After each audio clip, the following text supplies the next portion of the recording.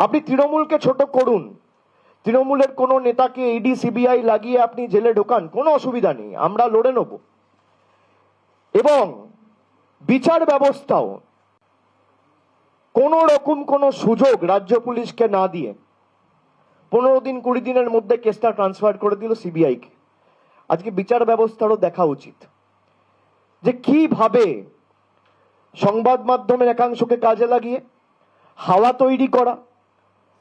এখানে শুভেন্দু অধিকারী নিজে বলছেন, আপনারা ভিডিওতে দেখলেন, যে 355 করার যে পরিবেশ তৈরি করার সেটা আমি করব এবং কিভাবে করতে হয় আমি জানি। এটা তো বারবার বলেছে যে আমরা 355 করতে চাই। গতকালও বলেছে যে 2026-এ ভোট হবে না, সরকার ভেঙে দেবো, তার আগে নির্বাচন করব। বাংলার মানুষের ম্যান্ডেট এরা হজম করতে পারেনি 2021 সাল থেকে। আপনাকে, বিজেপির নেতাদেরকে আমি অনুরোধ করব, আপনাদেরকে মানুষ যেমন 2019-এ সুযোগ দিয়েছে দেশ চালানোর, বাংলার 10 কোটি মানুষ মমতা বন্দ্যোপাধ্যায়ের উপর দায়ভার ন্যস্ত করেছে, মমতা বন্দ্যোপাধ্যায়কে আবার সুযোগ দিয়েছে, তৃতীয়বার মুখ্যমন্ত্রী করেছে এবং দায়িত্ব দিয়েছে রাজ্য পরিচালনা করার। এটা অপ্রিয় সত্য, আপনাকে হজম করতে হবে। আপনি দেশ চালান, কিন্তু যেভাবে আপনারা বাংলাকে আজকে ছোট করলেন, শেখ শাহজাহানকে গ্রেপ্তার করতে চান, গ্রেপ্তার করুন, আপনি যাকে ইচ্ছা তৃণমূলের গ্রেপ্তার করুন, কিন্তু বাংলাকে ছোট করছেন কেন? বাংলার মানুষকে আজকে তো সব জায়গায় horror coming out of Bengal, soccer coming out of Bengal বলে চালাচ্ছেন। আর যাদের দিয়ে অভিযোগ করেছেন, এখানে গঙ্গাধর বাবু, গঙ্গাধর কয়াল নিজে স্বীকার করছে, আমি 2000 টাকা দিয়ে অভিযোগ করিয়েছি। বাংলার প্রায় 10 কোটি মানুষের সম্মান, 50% মহিলা, 4 কোটির অধিক মা, দিদি, বোন, বৌদি, এদের সম্ভ্রম আপনারা দিল্লিতে বিক্রি করে দিয়েছেন 2000 টাকার বিনিময়ে। মানুষ দেখুক আজ, এটা আপনারা নিজে স্বীকার করছেন। রেখা পাত্র যে বিজেপির ওখানে প্রতিদ্বন্দ্বী, বিজেপির পদ্মফুল চিহ্নে লড়াই করছে, যার সাথে প্রধানমন্ত্রী কথা বলেছে, সে 2000 টাকা নিয়ে কমপ্লেন করেছে। আমি বলছি না, গঙ্গাধর কয়াল বলছে। পরবর্তীকালে কিছু মেয়েকে দিয়ে কমপ্লেন করানোর জন্য আরো কয়েকজনের জন্য 2000 টাকা করে চেয়েছে, সেটাও তারা দিয়েছে। বিজেপির মন্ডল সভাপতি, তাকে যখন জিজ্ঞেস করা হচ্ছে যে কি খালি হাতে হবে, বলছে না, খালি হাতে হবে না, বন্দুক লাগবে, বোম লাগবে, পিস্তল লাগবে, মদের বোতল লাগবে। এবং উনি বলছেন প্রতি বুথে 5000 টাকা করে মদের খরচ। ভারতবর্ষের প্রধানমন্ত্রী হওয়ার আগে 12 বছর গুজরাটের মুখ্যমন্ত্রী ছিলেন। গুজরাটে লিকার ব্যান করেছিলেন, মদ বিক্রি বন্ধ করেছিলেন। আর সেই বিজেপি দলের বাংলার 341টা মন্ডলের মধ্যে একজন মন্ডল সভাপতি বলছেন পার বুথে 5000 টাকা করে মদ লাগবে। বাংলায় 80,000 বুথ, তার মানে বিজেপির বাংলায় ইলেকশনে মদের বাজেট 40 কোটি। বাংলার মানুষ দেখুক, আমি বলছি না যে মদ খাইয়ে মানুষকে ভুল বুঝিয়ে তৃণমূলকে দমিয়ে রাখবো। মদের বাজেট 5000 বুথ প্রতি। গঙ্গাধর কয়ালের কথা, এই 30-32 মিনিট ভিডিওয়ে যে সমস্ত তথ্য উঠে এসছে, রাজ্যের মাননীয় মুখ্যমন্ত্রী যে কথাটা ফেব্রুয়ারি মাসে বলতেন, আপনারা কিভাবে খবর পরিবেশন করেছেন বলুন তো? পিঠে বানাতে, পুলি পিঠে বানাতে, পাটিসাপটা বানাতে শাহজাহান বাহিনী ডেকে পাঠাতো। আজকে দেখছেন বিজেপির লোকেরা যাদেরকে দিয়ে কমপ্লেন করিয়েছে, তারা বলছে আমরা টাকা দিয়ে ফেক কমপ্লেন করিয়েছি। সে নিজে স্বীকার করছে কোনো ধর্ষণ হয়নি, আমি ব্রেন ওয়াশ করিয়ে ফেক ধর্ষণের কেস রেজিস্টার করেছি। আমার কথা না, বিজেপির মন্ডল সভাপতির কথা।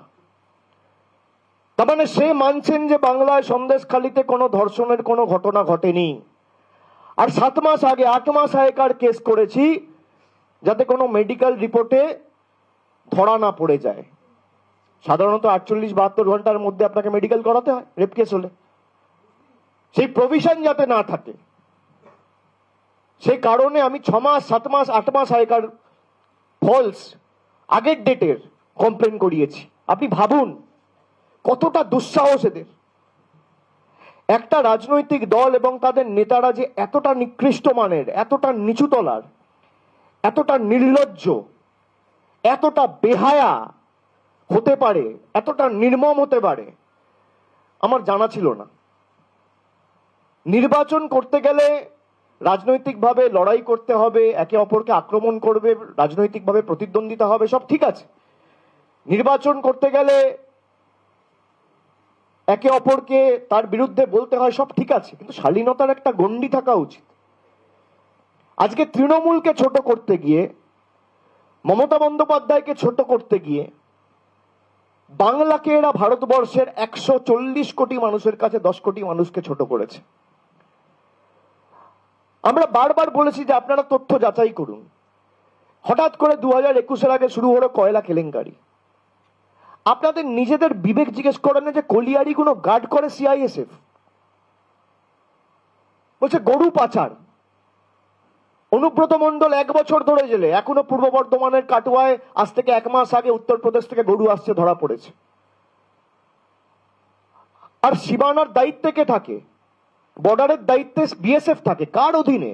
অমিত শাহর অধীনস্থ। অমিত শাহ বাংলায় এসে বলছে বাঙ্গাল মে ঘুষপেট ঘুষ রায়। তাহলে তো আপনার সবার আগে রিজাইন করা উচিত। স্বরাষ্ট্রমন্ত্রীর নাম অমিত শাহ, দেশের প্রধানমন্ত্রীর নাম নরেন্দ্র মোদী, ক্ষমতায় বিজেপি সরকার। আর বর্ডার যদি আপনি সুরক্ষিত না রাখতে পারেন তাহলে ব্যর্থ মমতা বন্দ্যোপাধ্যায়। কি সুন্দর আলাদা করে নোটিফিকেশন করে বিএসএফ এর জুরিসডিকশন 15 কিলোমিটার থেকে বাড়িয়ে কোথাও 50 কিলোমিটার করছেন, কোথাও 20 কিলোমিটার থেকে বাড়িয়ে 80 কিলোমিটার করছেন। তারপরেও আপনারা ব্যর্থ। কিভাবে বাংলাকে এরা কুলসিত করেছে, কালিমালিপ্ত করেছে। আমি মনে করি মানুষ এতদিন বিজেপিকে জমিদার ভাবত, বিজেপিকে বাংলা বিরোধী ভাবত, কিন্তু যেভাবে বাংলার মানুষকে অপমান করার জন্য এই ষড়যন্ত্র করা হয়েছে, এই চক্রান্ত করা হয়েছে, এবং গতকালও প্রধানমন্ত্রী এসে তার 3টে জনসভা থেকে একই কথা সন্দেশখালী বলে গেছে। আমি বিজেপির কেন্দ্রের নেতাদের বলবো যে আপনারা যদি বাংলার মানুষের কাছে 48 ঘন্টায় ক্ষমা না চান, তাহলে ধরে নিতে হবে যে আপনাদের অঙ্গুলি হেলনেই এই ষড়যন্ত্র সাজানো হয়েছিল। আপনাদের অঙ্গুলি হেলনেই এই সন্দেশখালীর গোটা চক্রান্তটা করা হয়েছিল, এবং এই 3-4 জনের উপর দায়িত্ব দেওয়া হয়েছিল যাতে বাংলাকে ছোট করা যায়। আমি আস্তে আস্তে ভাবছিলাম 2 মাস আগে বারাসাতে প্রধানমন্ত্রী সভা করে গেছে, কত বড় বড় ভাষণ। প্রীতিলতা ওয়াডেকারের সাথে রেখা পাত্রের তুলনা। সে 2000 টাকা নিয়ে ফলস কমপ্লেন করেছে। আজকে কোথায় জাতীয় মহিলা কমিশন? আজকে কোথায় এসটি কমিশন? কোথায় এসসি কমিশন? তারা আসবে না, তারা জিজ্ঞেস করবে না। আর বিচার ব্যবস্থার বিচারপতিরা যারা মামলা শুনছিলেন আজকে কি বলবেন? বিচারের বাণী নীরবে নিভৃতে কাঁদে। আজকে কি বলবেন? তাদের মুখে কথা আছে?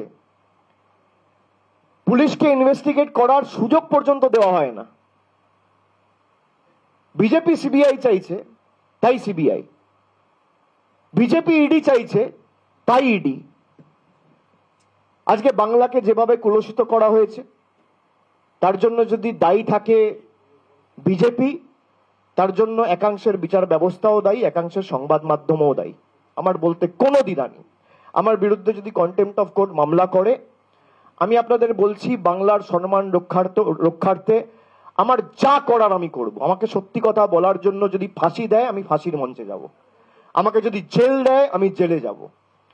কিন্তু আমরা যতদিন বেঁচে আছি, আপনাদের চক্রান্তের বিনিময়ে বাংলাকে আমরা কুলসিত কালিমালিপ্ত করতে দেব না। এই তথ্য আজকে জনসমক্ষে এসছে। আপনারা ভাবুন কিভাবে টানা 90 দিন, 100 দিন, মানে দিনে যদি 24 ঘন্টা হয়, 20 ঘন্টা স্ক্রিন টাইমে একদম ওয়াল টু ওয়াল কভারেজ। আজকে কটা সংবাদ মাধ্যম দেখাচ্ছে যে এই যে পরিকল্পনা করা হয়েছিল, বিজেপির মিথ্যাচার, মানুষের টাকা বন্ধ, মানুষের ছাদের টাকা বন্ধ, বাংলার প্রাপ্য টাকা বন্ধ, বাড়ির টাকা বন্ধ। তারা লক্ষ্মীর ভান্ডার বন্ধ করতে চায়, বিজেপির নেত্রী বলছে, আমি বলছি না।